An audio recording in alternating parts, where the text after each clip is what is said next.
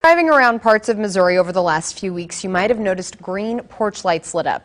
They're there to honor a little boy and his family who, in the middle of tragic circumstances, gave a life-changing gift. I felt like it was forever before we got to bring him home. It was a very scary experience, having a baby in the NICU, but we got through it. This is from some of the first days of Gannon White's life. Born 6 weeks early, he weighed just 3 pounds 7 ounces.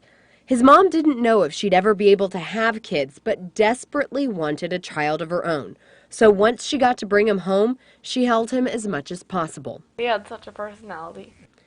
She says he seemed healthy, but at 4.5 months old, her world came crashing down. I woke up and I went in his room because he wasn't crying or nothing yet like he usually does.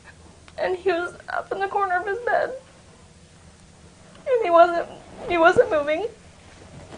An ambulance took Gannon to the hospital and doctors then transferred him to MU Women's and Children's, but the loss of oxygen caused him to lose brain function. I prayed on my hands and knees for a miracle to happen. But he wouldn't do nothing. He wouldn't wake up. In the midst of their pain, Gannon's parents made the decision to use their tragedy to help someone else. They decided to donate his organs. Anything that was working in him, we wanted to go to somebody else, to give somebody else an opportunity of living. Because no parent should have to worry about losing their baby. Donation does come usually at a family's worst day. It's really hard for recipients because they know to get that gift of life, someone else had to pass away.